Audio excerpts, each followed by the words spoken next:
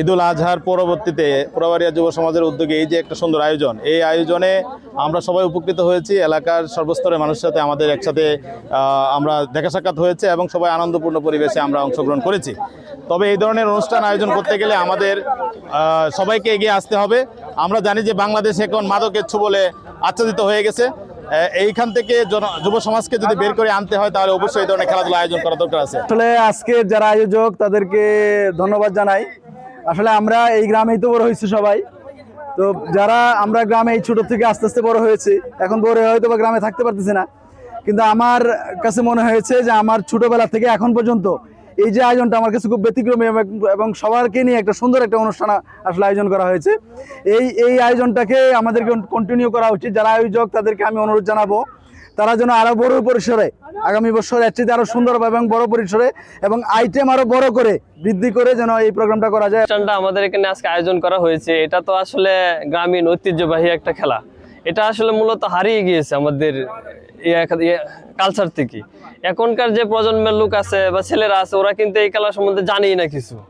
যেমন একটা ব্যতিক্রম ধর্মী খেলা, এই খেলার কথা শুনে মানে আমিও একটা প্রোগ্রাম ছিল, আমি যাই নাই যে এখানে অংশগ্রহণ করবো দেখা। তাই আসলে সব মিলিয়ে খুবই সুন্দর হয়েছে এবং বিশেষ করে যারা এটা আয়োজন করেছে তাদের সবাইকে ধন্যবাদ দেই। আজকে সম্প্রীতি পোড়াবাড়িয়া যে বিনোদনমূলক সাংস্কৃতিক অনুষ্ঠান হয়েছে এই জন্য আয়োজক কমিটিকে আমার পক্ষ থেকে অনেক ধন্যবাদ। তো অপসংস্কৃতি দূর করার জন্য গ্রাম বাংলায় যে খেলাধুলা এগুলি অত্যন্ত প্রয়োজন। তাই আমি আয়োজক কমিটিকে আশা করব প্রতি বছরের যাতে আমাদের খেলাধুলা আয়োজনটা যাতে করা হয় এবং হাঁস ধরার খেলাটা যাতে আগামীতে পুকুরে করা হয়। পুকুরে করলে আমার মনে হয় আরো ভালো হবে। এরকম নির্মল বিনোদন এগুলো আসলে আমাদের মানসিক স্বাস্থ্য ভালো রাখার জন্য অনেক বেশি গুরুত্বপূর্ণ। আমাদের মেন্টাল হেলথ বা মানসিক স্বাস্থ্য যদি ভালো থাকে, আমরা হাসি খুশির মধ্যে থাকি এবং এটা একটা শারীরিক এক্সারসাইজ বা ফিজিক্যাল এক্সারসাইজও বটে। ফলে হয় কি আমাদের উচ্চ রক্তচাপ, হৃদরোগ এবং স্ট্রোক এই ধরনের রোগগুলোর যে প্রবণতা, এই প্রবণতা আস্তে আস্তে কমে আসে আমাদের মানসিক স্বাস্থ্য ভালো থাকলে। আমরা এই হাঁস ধরা প্রথমেই আমরা খেলা খেলছি, আমরা কোনোদিন দেখি নাই। হ্যাঁ, আমরা খুব সুন্দর উপভোগ করছি, আমরা আনন্দ পাইছি আর কি। খেলা এই খেলা আমরা যাতে প্রতি বছর যাতে হয়, এটা আমরা সকলেই যাতে উপভোগ করতে পারি। খেলা আমার জীবনের প্রথম, এটা খুব ভালো লাগছে খেলাটা। এই খেলা আঁশ খেলাটা খুব ভালো লাগছে, আমি আঁশ ধরেছি। এই খেলাটা তো সবসময় হয় না আমাদের। আসলে ক্রিকেট, ফুটবল প্রতি বছরে খেলা যায়, কিন্তু আসলে সবসময় খেলা যায় এটা শুধু ঈদে বা বিশেষ কোনো দিনে আয়োজন করা হয়। বিগত কয়েক বছর যাবতে সম্প্রীতি পোড়াবাড়ি নামে একটা সংগঠন, এটা আসলে নিজ উদ্যোগে নিজেদের উদ্যোগে এটা আসলে আয়োজন করা হয়েছে। আমরা আশা করব এটা আসলে শুধু কুরবানি ঈদে আয়োজন না করে এটা রোজা ঈদ এবং কুরবানি ঈদ দুইটাই যেন আসলে আয়োজন করা হয়। হাঁস ধরা প্রতিযোগিতায় আমি বিজয়ী হলাম। ভালো খেলছি, বেলুন খেলে ভালো খেলছি।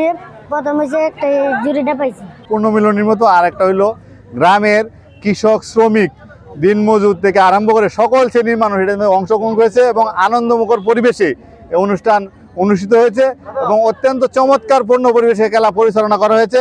এই আয়োজনের মাধ্যমে গ্রামের সকল মানুষ অত্যন্ত চমৎকারভাবে এই খেলা অংশগ্রহণ করেছে এবং দর্শকরাও উপভোগ করেছে। কৃষকের ঈদ আড্ডার অংশ হিসেবে হাঁস ধরা প্রতিযোগিতার আয়োজন করেছিলাম। এখানে স্বতঃস্ফূর্তভাবে পোড়াবাড়িয়া গ্রামের সকল কৃষক অংশগ্রহণ করেছিলেন, বেশ উপভোগ করেছেন। এছাড়াও আশপাশের শিশুরা এবং যুবক তরুণ যারা আছে তারা অংশগ্রহণ করেছে। এটি মূলত সম্প্রীতি সৌহার্দ্য বজায় রাখার জন্য আমরা আয়োজন করেছি। আমরা আশা করব এই গ্রামের সম্প্রীতি বজায় রাখার জন্য আগামীতে আমরা বড় পরিসরে আয়োজন করবো ইনশাআল্লাহ। ভিটামিন ই ও সি সিরাম 8টি প্রাকৃতিক অয়েল সমৃদ্ধ লিলি সিরাম অয়েল, যা চুল পড়া কমায় মাত্র 30 দিনে।